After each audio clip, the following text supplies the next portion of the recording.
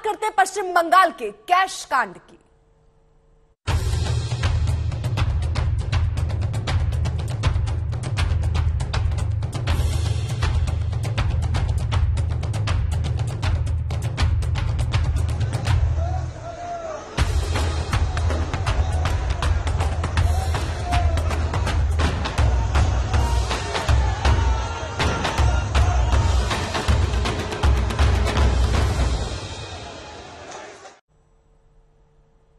बंगाल के शिक्षा भर्ती घोटाले में मंत्री पार्थ चटर्जी की कुर्सी तो चली गई, लेकिन काले खजाने के तहखाने के ताले लगातार तलाशे जा रहे हैं। आज टीएमसी के विधायक और प्राइमरी टीचर रिक्रूटमेंट काउंसिल के पूर्व अध्यक्ष माणिक भट्टाचार्य को ईडी ने पूछताछ के लिए तलब किया।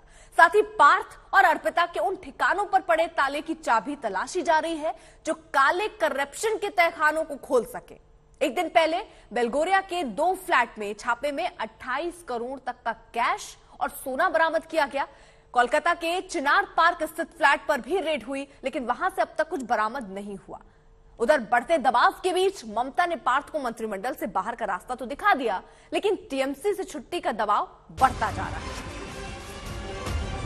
इस बीच एक और बड़ी खबर आपको बता दें, आज टीएमसी एमएलए माणिक भट्टाचार्य को ईडी ने बुलाया है। अब उनसे पूछताछ होगी, उनसे इस दिशा में पूछताछ की वो कितनी जानकारी रखते हैं, वो सारी चीज हो सकता है आमने सामने बैठाकर भी बातचीत हो, पूछताछ हो, क्योंकि अर्पिता और पार्थ लगातार इनसे पूछताछ हो रही है और एक के बाद एक नए खुलासे हो रहे हैं। साथ ही साथ छापेमारी की जो कार्रवाई है वो भी इस वक्त चलती हुई नजर आ रही है। एसएससी घोटाले में टीएमसी विधायक से दोबारा पूछताछ ये होने वाली है। पहले दौर में एमएलए ने से 14 घंटे तक की पूछताछ हुई थी। कई एंगल वहां पर खंगाले गए थे। जो काली डायरी मिली है जिसमें कोड भाषा में बहुत सारी चीजें लिखी, उसे डिकोड करने की कोशिश भी ईडी की तरफ से हो रही है। और आज माणिक भट्टाचार्य एक बार फिर से ईडी के सामने पहुंचेंगे, उनसे फिर से पूछताछ होगी।